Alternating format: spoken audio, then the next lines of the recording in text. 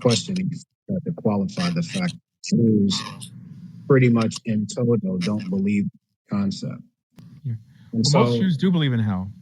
okay, well, I was gonna follow up with the fact that I noticed how the concept of hell was well developed in Second Temple Judaism prior to the time of Christ, and I noticed how Orthodox Jews tend to shy away from Second Temple Judaic writings and go straight to the rabbis. In In fact, the other writings words, of the rabbis are Second Temple. I mean, yeah, not the later rabbis, the earlier ones. yeah, you say it is. The Tanaim are supposedly their traditions go back prior to the time of Christ, Right. right? Well, even Paul's Okay. teacher was considered what we call a Tana, which is Yeah. Gamaliel. Yeah. All right, but we don't see any of his theology in the New Testament other than he believed that anything, if you fight against something that God is put in order, you're not going to be able to defeat it. Which I understand where he's coming from based off of Isaiah. I mean, chapter 4. historically, it's in and around the same time. Okay. Yeah. But No, let they me believed in just, hell by there. For sure, they believed in hell. one of the favorite books that I have in my library is the JPS Guide to Jewish Tradition, right? By Dr. Ronald L. Eisenberg. And it's awash with New Testament references. And the reason why is because it needs the New Testament to justify the later claims of the Mishnah and the Gemara. Would you agree with that? You have to tell me a little more about it. Okay, so for instance, where's the first time we ever see the designation of TNK or the Tanakh? That's very late. Wow. I mean, Tanakh, for sure, it's not in Jewish writings. It's in Luke chapter 24, verse 44, which is listed in the JPS. This is the Jewish Public Society. The first place that you get your Haftarah reading, first place that is ever documented, is in the Gospel of Luke, chapter 4, when Jesus goes into the synagogue and he's given the scroll of the book of Isaiah, the scroll of Isaiah. All of these are supposed to be part of an oral tradition that antedates the time of Jesus and his disciples. But the first time we ever see any of those things, the Golden Rule, Korban, is in the New Testament.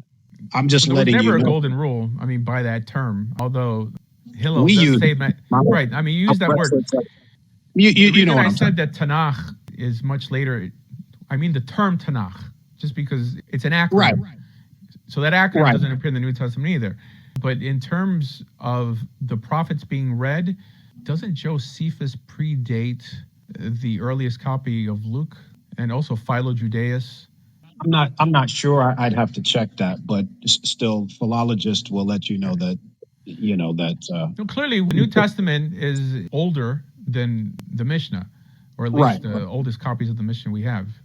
But the characters that appear in the Mishnah, there's many characters that appear in the Mishnah, including Ezra, that talks about Ezra and people, I mean, that predate the New Testament. But yeah, regardless, it doesn't. I'm just looking. I mean, I said there's a lot of Jewish things. I believe the New Testament is essentially a Jewish book. Yeah, sure. Yeah, it is. As a matter of fact, Rabbi Kaufman Kohler in his book Jewish Theology said that the third gospel, which is Luke, more than the others, preserved the original Jewish doctrines of the church.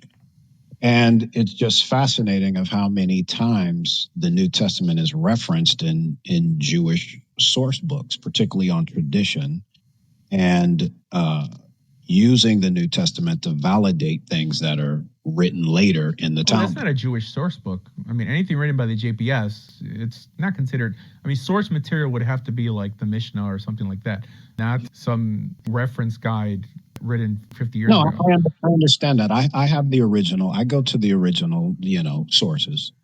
I'm reading them in English. The Mishnah doesn't even really talk about Christianity at all. No, I know it doesn't, but it talks about concepts that you don't see. The first time you see those things is in the New Testament. Yeah, well, because it wasn't written down at that time in terms of. That's what the guys say. That's what I'm saying. I'm just letting you know why I'm not being completely dismissive of your oral tradition, but I'm just going by what's written down. Mm-hmm. The first time I see it is if I go to the New Testament. which no doubt they shared the same, cognitive environment that the Tanaim did. If in fact, the Tanaim, their teachings and their ideas are contemporaneous with the time of Christ. But you have great rabbis like Rabbi Akiva. Rabbi Asher can correct me, but he was a convert. He was a Gentile who converted to Judaism. No, Rabbi Akiva, his father was a convert. I mean, you're thinking of Onkelos. Onkelos was, but still, even if Rabbi Akiva's father was a convert, that means that he wasn't ethnically Jewish. Yeah, no, there's some limitations there. Yeah, in terms of what he can and cannot do legally. Yeah. Okay. No, I found that out in my Encyclopedia of the Jewish Religion, which is not a Christian source.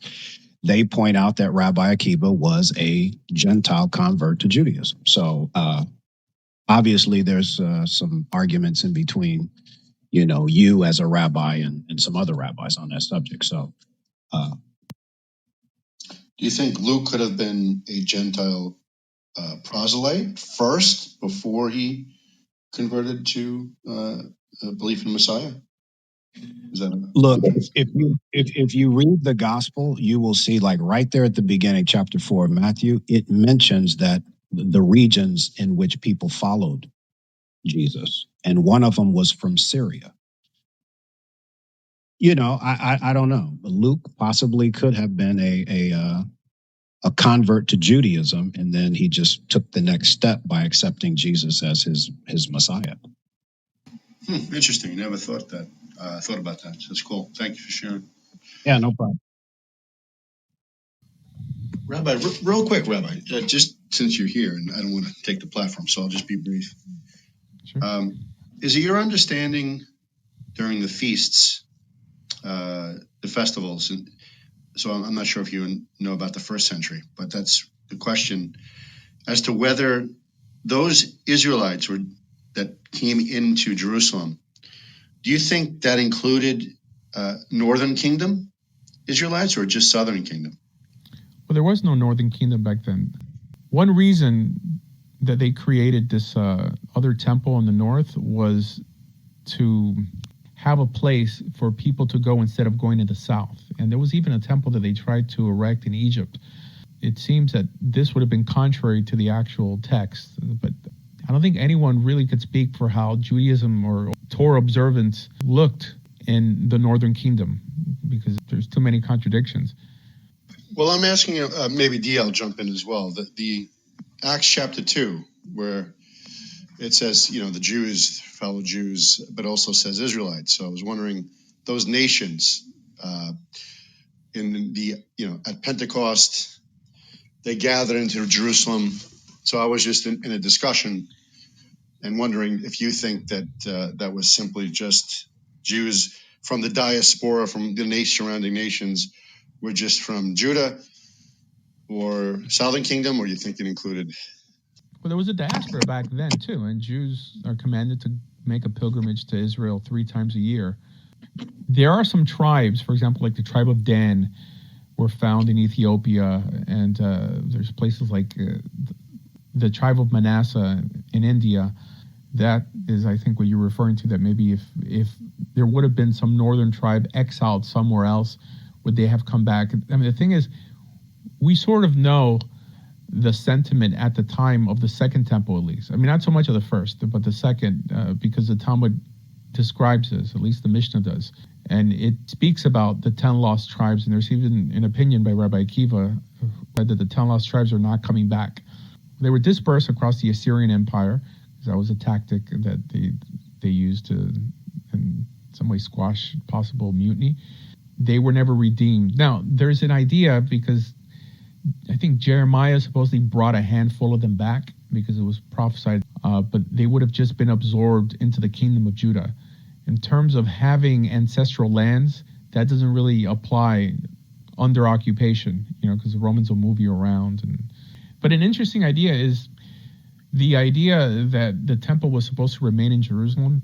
And I think this is what gave people in the north the ability to create their own temple, because the Torah never said that. but the Torah never said that Jerusalem was the spot.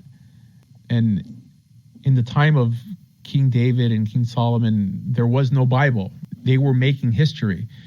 The way they justified the temple remaining in Jerusalem is through what they say that their prophet announced that God basically chose that spot and this and that, but there could have been another prophet that announced something different in the north. These are more historical books to give you an account of the life and times of these biblical characters. But back then, there was no writings or prophets. Like, all they had were essentially the commandments within the Torah, just because there's a commandment for every king to write 2 books of the law. And books of the law don't mean the 5 books of Moses, but the laws within the 5 books of Moses. So that's all they had. So if those in the north just went by the 5 books of Moses, that would have gave them the right to say, well, God now chose a place in the north to build a temple. Well, that's the Samaritan Bible. They only accept the 5 books of Moses. Yeah, well, they have 6 actually, because they include the book of Joshua. Yeah. Yeah.